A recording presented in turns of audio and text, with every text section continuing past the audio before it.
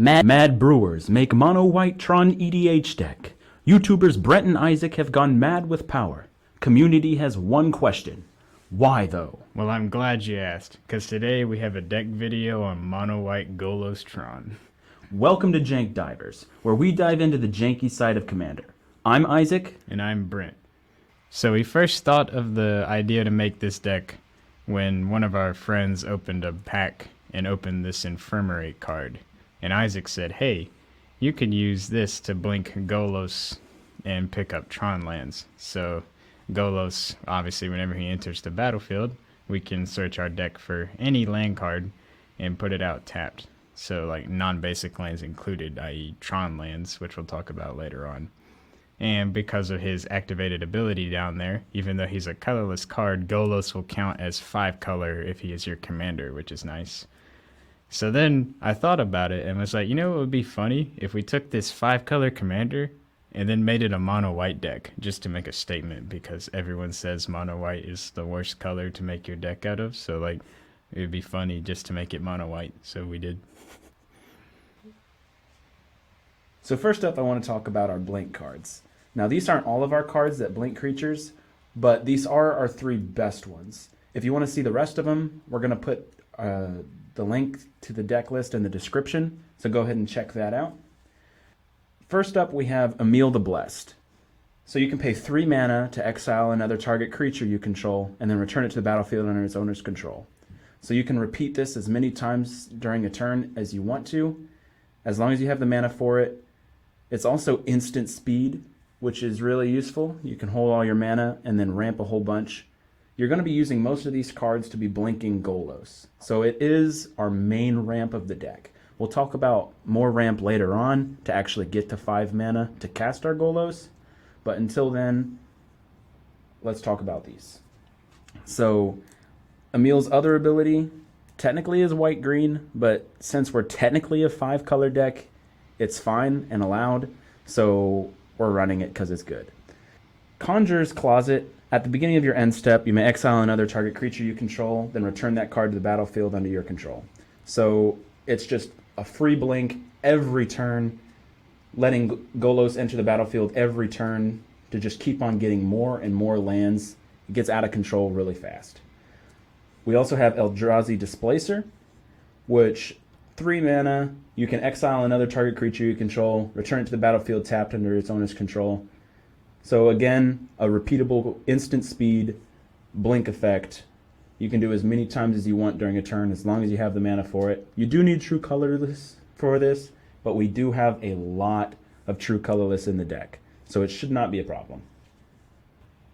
So here we want to talk about an interaction with our instant speed blink cards versus opposing removal spells. So here we have a card like Cloud Shift, 1 white, instant, has that blink effect that we like. Say an opponent targets your Golos or one of your big scary creatures that we'll talk about later with like a Doomblade, right? This would normally destroy it, but if you in response play a Cloud Shift on your creature, the removal spell won't see it anymore and it will fizzle. So you can use it as almost like a counter spell to protect your creatures from removal. Next up, we have the God's Blessing to Earth Panharmonicon. If an artifact or creature enters the battlefield and it causes a triggered ability to trigger, that ability triggers an additional time. So we actually don't have a ton of enter the battlefield abilities in our deck, but it's still worth it with just Golos. We did want to go over a few that are actually in our deck. So Solemn Simulacrum and Core Cartographer, both of them, when they enter your battlefield, you search your library for a basic land, or you search your library for a plains, and you put it onto the battlefield tapped, and then shuffle your library. So the next cards that we want to talk about that have enter the battlefield abilities are going to be Angel of Finality, which when it enters you can exile all cards from someone's graveyard. You can kind of lock graveyard decks out of the game with this sometimes, which is kind of mean but also kind of funny. And then we have a couple cards like Flicker Wisp, which when they enter the battlefield, they'll exile another target permanent and then return it to the battlefield. Unfortunately, you cannot target the same creature twice with this, as due to the same interaction with being able to dodge removal spells, blinking the creature with the first trigger will cause the second one to fizzle. However, you could blink two separate creatures. So, for example, Flicker Wisp with a Panharmonicon out could flicker Golos and a Core Cartographer, for example. So this deck wasn't originally intended to be a combo deck, but something we noticed while we were editing is if you have Panharmonicon, Felidar Guardian, and then play a Restoration Angel, or vice versa, then you get to create this combo where you're infinitely blinking the other one and Golos at the same time.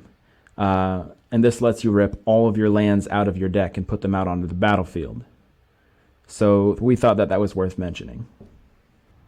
So these are our Tron Lands. We're going to be talking about these a lot, so I thought we'd just bring them back over again if you hadn't seen these before. They all tap for one colorless, and then they tap for extra mana if you have all three of them out at the same time. So when you're blinking your Golos, these are generally going to be the first three things that you grab because they just give you an absurd amount of mana very early on into the game. Golos is also extremely versatile and can grab any land in your deck. So we also have a bunch of other lands with useful effects, such as a Myriad of Sky Ruin, where at the beginning of my upkeep, if I control 7 or more planes, I get to return a creature from my graveyard to the battlefield. So if you're having big creatures die, you can just bring them back at your upkeep by just finding one of these with Golos as soon as you can. We also have Cascading Cataracts, which, since we're not a 5-color deck and don't have access to every color, this is just a land we can go and grab to get every single color to activate Golos' ability. So this can be used to give you more card advantage if you're just running out of gas. Just fetch up one of these and then start activating Golos' ability every turn. That's 3 cards a turn. That's pretty good. Hey, that's pretty good. We also have Field of Ruin if somebody else has any lands that are giving you trouble. Next up, we have Inventors Fair, which says at the beginning of your upkeep, if you control 3 or more artifacts, you gain a life, which is nice, but the best part of this card is the last ability. We can pay 4 colorless and tap it and sacrifice it to look through our library for any artifact card and reveal it and put it into our hand, only if we have 3 or more artifacts, which won't be difficult as we run a decent amount. The most common target is going to be Conjurer's Closet. This is probably the best artifact in the deck, so if you don't already have this, you should go tutor it up if you're sacrificing Inventors Fair. But if you already have Conjurer's Closet, there's Panharmonicon, and then past that, we run some other artifacts in here, like a Hanger Backwalker can be a win condition if you're lacking one of those. We also have Blast Zone, just as some removal attached to a land. Again, since Golos is tutoring up any land, it's nice to have a wide variety of options. So for any situation, you can find something that you need. So Blast Zone, you can put charge counters on it, and then the next turn, you just sacrifice Blast Zone, destroy each non-land permanent with converted mana cost equal to the number of charge counters on Blast Zone. So any permanent that's giving you an issue, if you don't have your removal in hand, you can just find a Blast Zone, remove it. It's pretty slow, but you can search for it with your commander. So it's pretty nice. Nice. We also have Arch of Orazga, which is card draw attached to a land.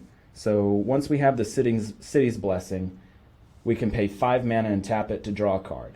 That's a lot of mana, but we make a lot of mana in this deck. So just being able to find something to give you additional cards each turn, super useful. We also have Scavenger Grounds, which we can just use to, again, exile somebody's graveyard. There are a lot of graveyard shenanigans in Commander, so sometimes it can just be super useful to just exile somebody's graveyard.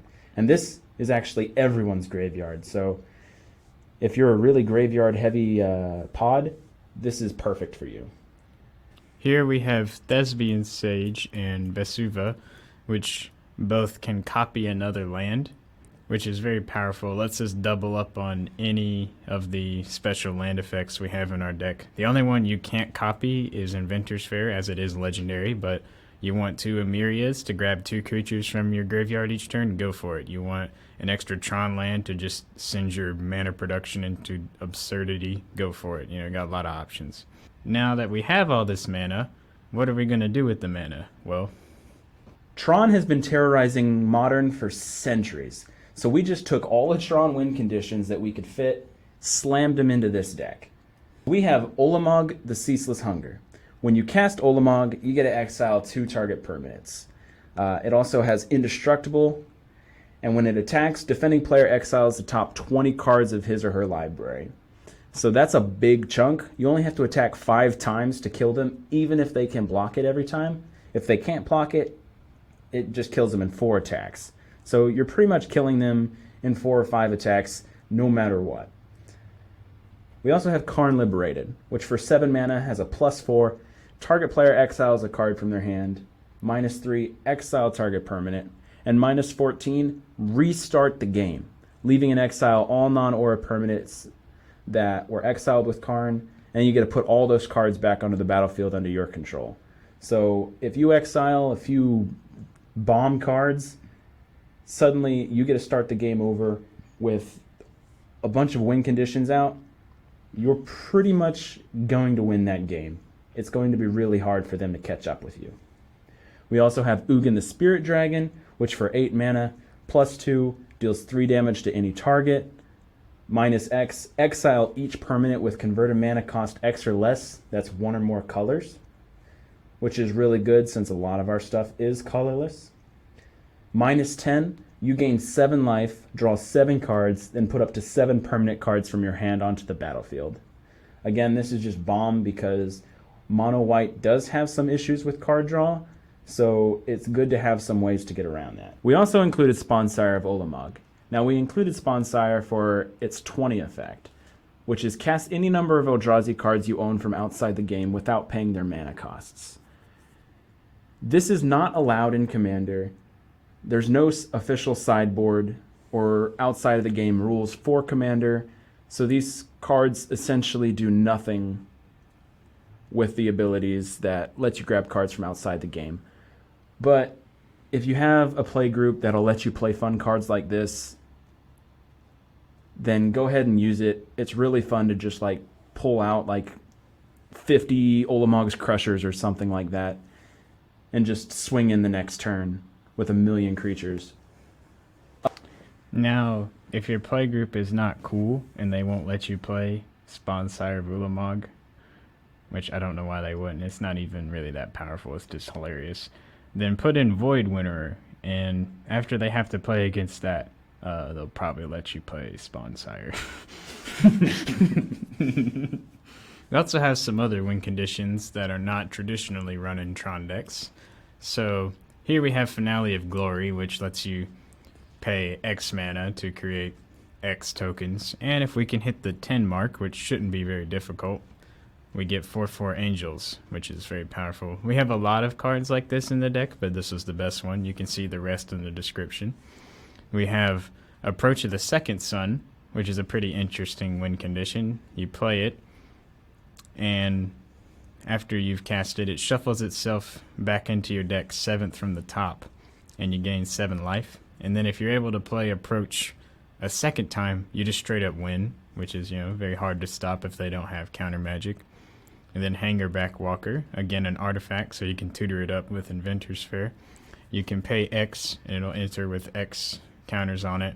And then if it dies, you put out a 1/1 flying doctor for each counter on it, so it's got some resilience there. We also have the Platinum cards. Now, these cards are extremely fun to play with. They may not be the best, but they're super, super fun. So Platinum Angel, as long as it's out on the field, you can't lose the game and your opponents can't win the game. So even those wraparound cards that just say you win the game, your opponent can't win with that. Thassa's Oracle is super popular. And if they play their Thassa's Oracle and you have Platinum Angel out there, it's not going to win them the game. So Platinum Emporion, again, super fun. Your life total can't change. So if somebody's trying to beat you down, you just play Platinum Emporion. You cannot go below what your life total is now. So if you can't get to 0, you can't lose to combat damage. And, because we're mono white, we had to include some angels, and we even have a little bit of angel synergy in our deck. So the first one we want to talk about is a Myria Shepherd, which every time a land enters, which as you've seen is a lot, you get to bring back any non-land permanent card from your graveyard to your hand. And if the land was a plains, you get to send that permanent card to the battlefield instead. Very powerful in this deck. Lyra Dawnbringer, just a very powerful card by itself. First strike and lifelink and flying on a 5/5 is just nice.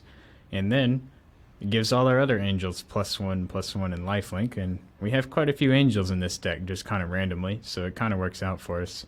And then we have Bruna the Fading Light, probably one of the spicier cards in this deck, as you'll see in a second.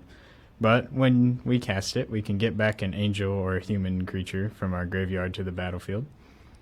And then if we see here, Bruna and Gisela have the meld ability, which means if we play both of them out at our end step, they flip over and combine into this absolute monstrosity of a card, Brisella, Voice of Nightmares, which has just a million keywords and stops our opponents from playing spells with converted mana cost 3 or less, which most of the time is going to be single target removal spells, which makes this thing just incredibly hard to remove. It's also just really intimidating, I think, to just have your card be twice as big as everybody else's, because when you flip these cards over in real life, each one of them is a half of it, which is that black line in the middle. So everyone else has their puny regular cards where you just have this giant double one. It's very fun. We also included some cards to get around White's lack of card advantage. So we have Endless Atlas, which for 2 mana we get to draw a card only if we control 3 or more lands with the same name. We're going to be finding a lot of plains in this deck, so it's going to be no problem at all to activate Endless Atlas pretty early. We also have Mangara the Diplomat, 2/4 with lifelink for 4. Whenever an opponent attacks with 2 or more creatures, if 2 or more of those creatures are attacking you, you get to draw a card. Also, whenever an opponent casts their second spell each turn, you get to draw a card. So you'll find that a lot of times your opponents are going to be casting more than 1 spell a turn. So you're going to be drawing a lot of cards mostly from that. We also have Mind's Eye, which for 5 mana, whenever an opponent draws a card, you may pay 1 mana. If you do, draw a card. Even if everybody's just drawing for turn, you're going to get to draw 3 cards a turn cycle just with Mind's Eye. But most people are going to be drawing more than that a turn, so you're going to be able to draw a lot of cards with Mind's Eye. We also have Tome of Legends, which is a good draw engine because when it enters the battlefield, it gets a page counter. And whenever our commander enters the battlefield or attacks, it gets another page counter. And then we can pay 1 and tap it, remove a counter to draw a card. We blink our commander a lot, as you've seen, so we're going to have plenty of page counters. We also have Treasure Map, which we can pay 1 and tap it to scry 1, which is always pretty nice, helps us set up the top of our deck. Then if we scry 3 times with it, it flips over into Treasure Cove and makes 3 treasures. Treasures are an artifact token that we can tap and sacrifice to get 1 mana, a decent ramp in the early game if we need it. And then late game, we can tap, sacrifice that treasure to draw a card, which is nice. And here, because we're technically 5 color, we get to run some Signets as mana rocks, which are pretty good early game. So we just have all the Signets that tap for white and then a random color. We also have some other mana rocks like Mind Stone. And then we have Cage Sun, which lets us tap all of our planes for double mana, which is always pretty nice. And that's going to be it for Mono White Golos Tron. If you enjoyed the video, go ahead and hit the like button, subscribe, and hit that notification bell. And if you have any suggestions for cards that you think we should take out or cards you think we should put in, feel free to leave them in the comments. We have the deck list in the description. Also, if you thought the deck was a little too expensive, just take out some of the win cons we suggested and use literally whatever you have in your collection. I'm sure it will be fine. That's where most of the expensive went, was the Ugins and the Olamog. So you could get it pretty cheap if you needed to. Thanks for watching, and we'll see you next time.